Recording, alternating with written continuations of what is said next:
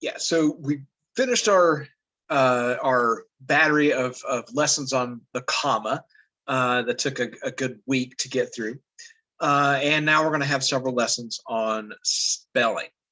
So one of the problems with the English language, that makes it a difficult language for non-native speakers to learn, is the fact that we have a lot of rules, and then we turn around and we break those rules all the time. And we have a million, it's a huge vocabulary in the English language. There's just a million words for everything. And it is a Germanic language, English. That is the root of our language. But we borrow from all kinds of languages, particularly the Romance languages, right? So those derive from Latin. So specifically Spanish, French, Italian, and there's several other Romance languages like Portuguese and Romanian. But you will see those words or words that were derived from that language, and others, even Russian, even Hindi, and all these other places.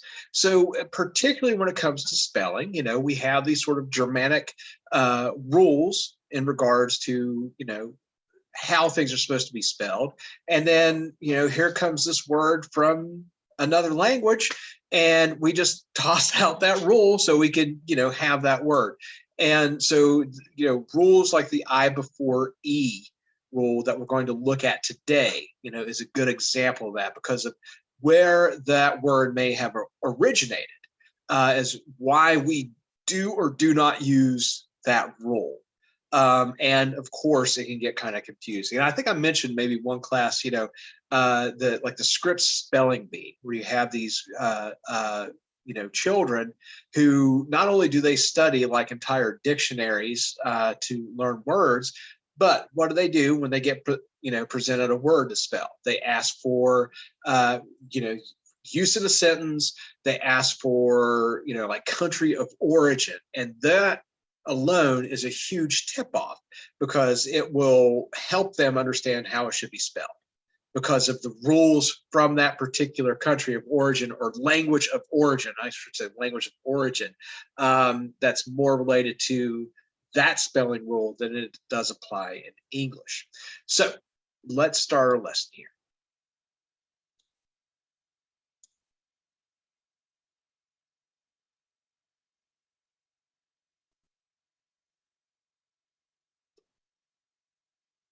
Hey, how's your studying going? This is Curtis.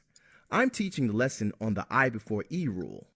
Most people learn the I before E spelling rule in school, but it has a lot of exceptions. This lesson will teach you about the rule and the exceptions. And well, so they should probably tell us what that rule Spelling's is. tricky.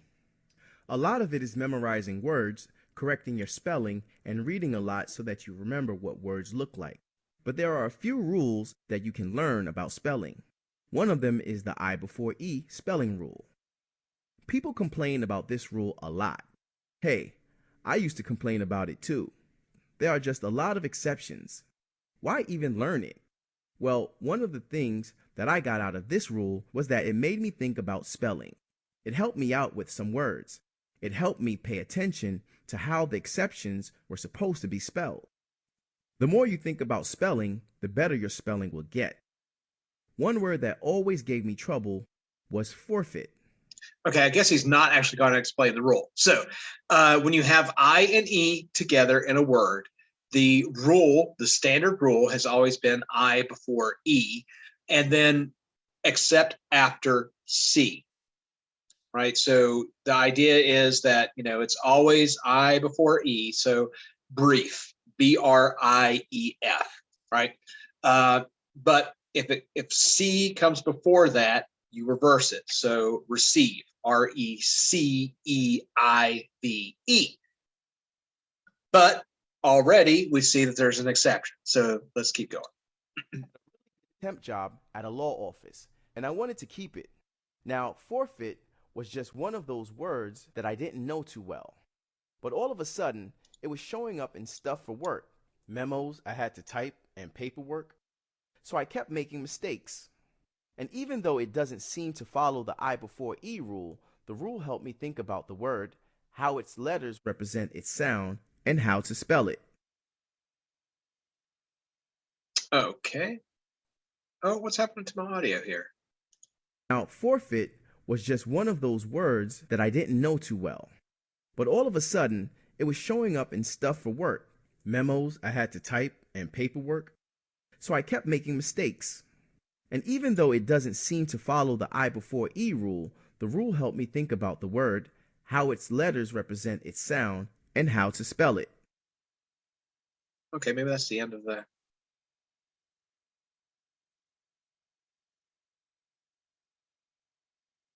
I guess that is the end. That's odd because it's still got video.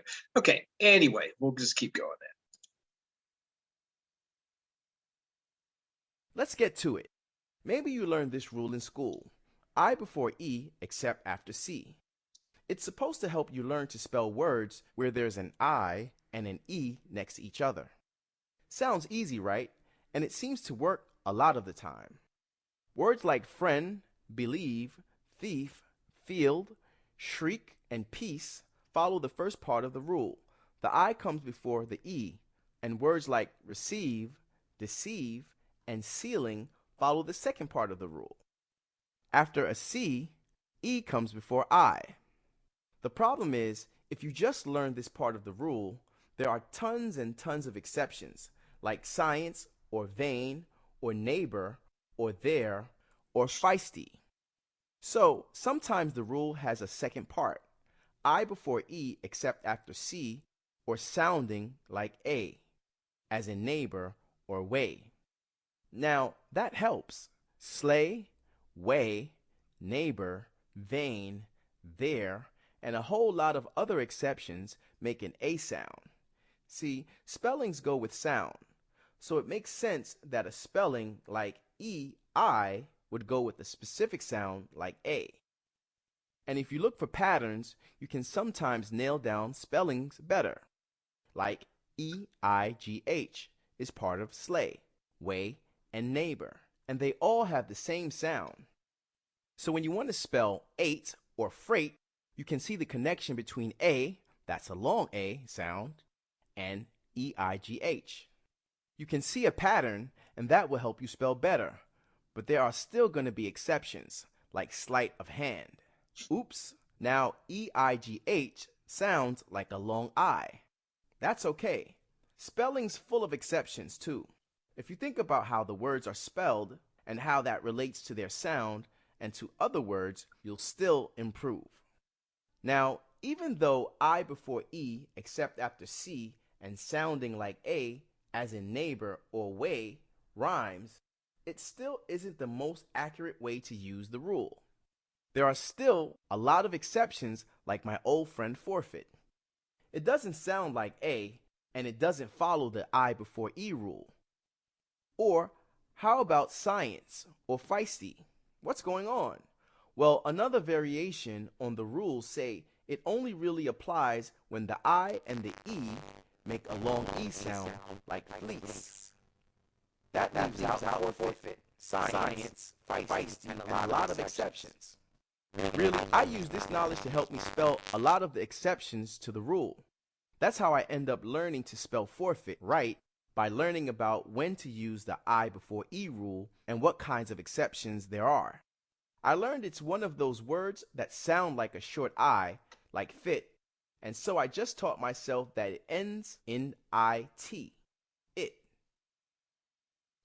Yeah, so as you see, right, there's a ton of exceptions, so to the point where that sort of standard I before E except after C rule gets frustrating when you see so many words that it does not apply to.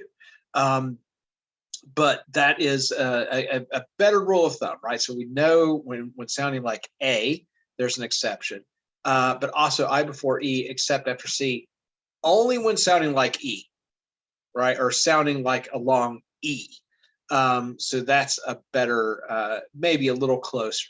So, and again, some of this is just a matter of exposure to See it. if the I before E rule can help you out. Which word in this sentence is misspelled? So here, Brendan and his friend were eighth in line to receive free tickets to the neighborhood block party. And let's see here. So Nilda or Nautica saying A. Yeah, right. So that is that standard rule, I before E except after C. So it's RECEIVE. And what else do we have? That long E sound. So here, that doesn't apply. Neighborhood, A, right? So it's reversed, and with eighth or eight, whether it's eight or eighth, right? So, and that's the standard rule here. So, Great job! The word receive isn't spelled correctly in this sentence. It follows the I before E except after C rule since there is a C and the I and E makes a long E sound. It's spelled RECEIVE. right. So long E sound. So the rule applies. Okay, let's keep going. Let's talk about exceptions. I know we've already talked about exceptions, right? Except after C is part of the rule. And those words with a long A are exceptions. And a bunch of words that don't make a long E sounds are exceptions. How many exceptions can there be? Let me tell you, there are still exceptions. That's one reason some people don't even teach the I before E rule anymore. I still think it's a good idea to look at it and think about it. It makes me think about words, their spellings, and their sounds. That's what helped me remember and spell better. So, want to improve your spelling some more? Let's look at some more exceptions. With some exceptions, you can put them in a category, kind of like neighbor, way, and eight. Like for instance, think about words that end in CY, like fancy, icy, policy, or agency. If you add an ending like ES or ED or ER or EST, then you end up with a word that breaks the I before E rule. Policies, icier, fanciest, and agencies all break the rule.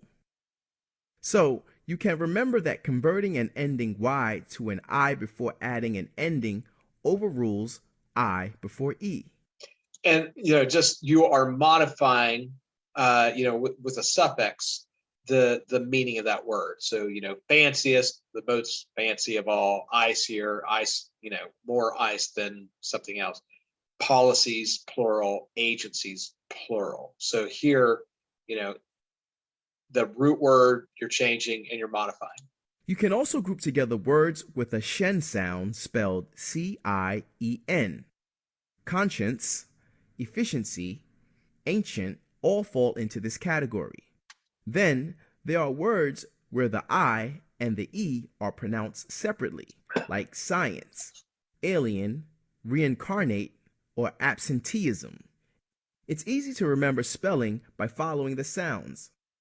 Notice that the category also includes words with prefixes and suffixes that stick to an I and an E next to each other, like reimagine or tiptoeing.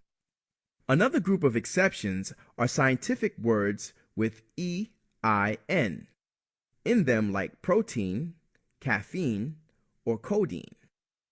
It's spelled EI but sounds like a long E. There are also words with varying pronunciations. Either and neither both have an EI that can be pronounced as a long E or long I. Then there are some other words that you should just know are exceptions, like weird or seize. The EI sounds like long E, and it's just spelled EI. What's really important is recognizing when you have trouble spelling a word, and then examining that word to see how it's spelled and why it's spelled that way, if you can find a reason. Then practice, beware, and correct yourself. Yeah, Is everybody properly confused? Yeah. Uh, yeah, it's difficult. But that is a good rule. Think about, what does it sound like? And that will get you a long way into understanding the correct spelling.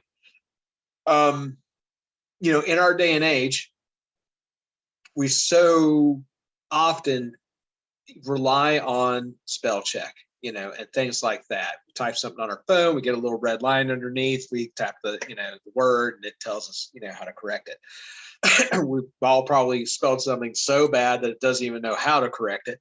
But we also need to, strengthen those ideas, and not necessarily rely on technology. It's great, and it's great to sort of back us up, but you don't want to just constantly rely on spell check, because spell check can be wrong sometimes. Depending on the context, you're using a different word than what it's suggesting, so you want to know the difference there as well. I will say this, okay, in regards to your writing for the GED exam, talking about the writing response, the extended response that you are going to write, spelling does not matter.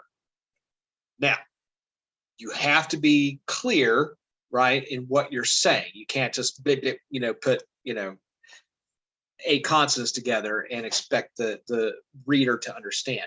But if you spell weird, W-I-E-R-D instead of W-E-I-R-D, or use another word like that, as long as you're communicating your idea clearly and your spelling is not getting in the way of communicating those ideas, spelling does not count as far as writing goes on the GED extended response. Okay, so don't panic there.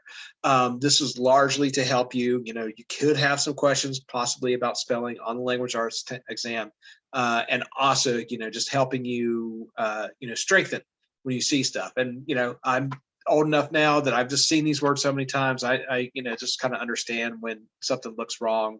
And because I'm a native English speaker, that's also been easy for me to do.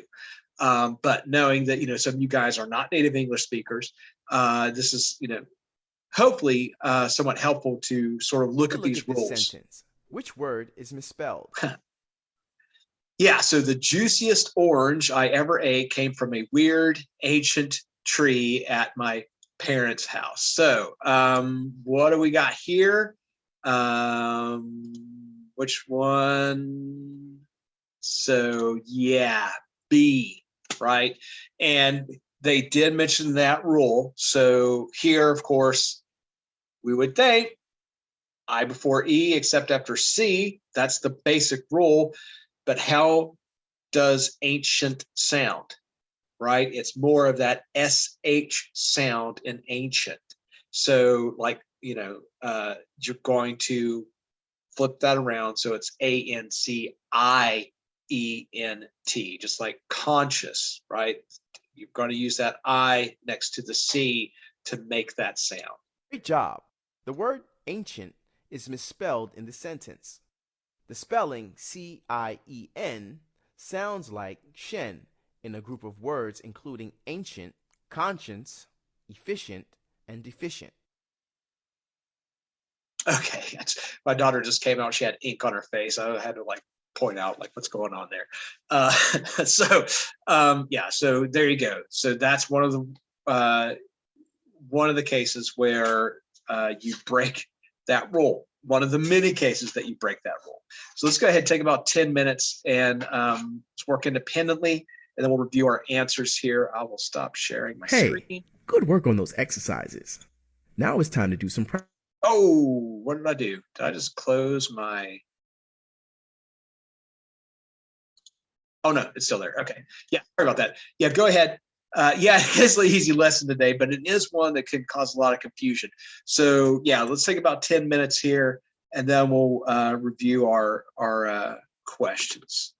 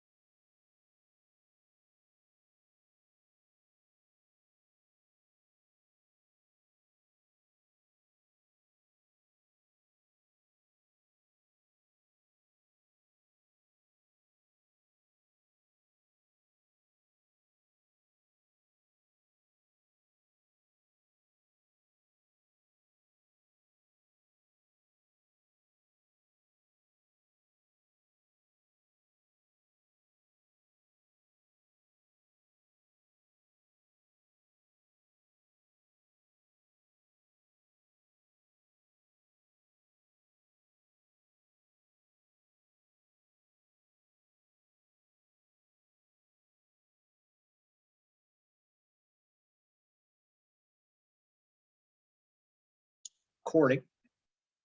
Right. And then she fancied writing a story about omniscient space aliens, like a story from Weird Tales magazine.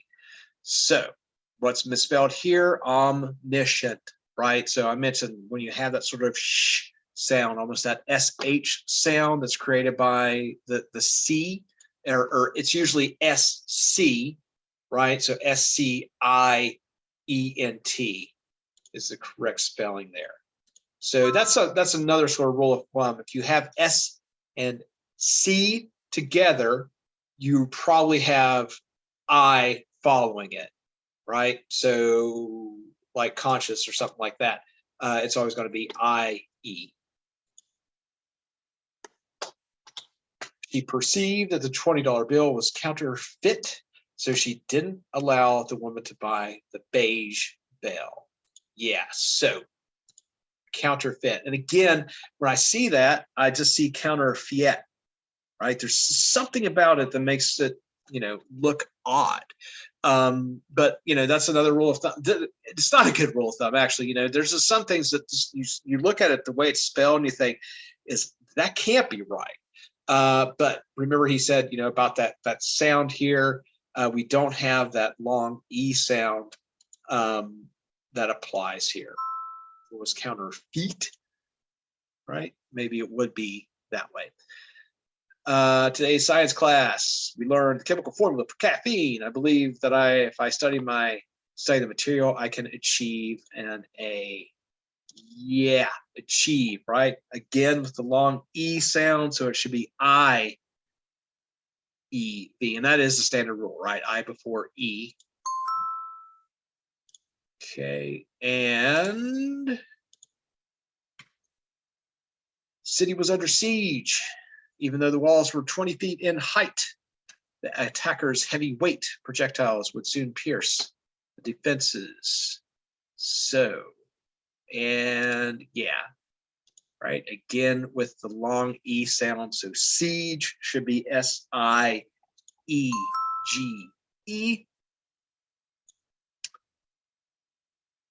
And then the last one, the concierge at the hotel explained the hotel policies and recommended a tour of high society homes from the 1920s. No change, right? That is all none.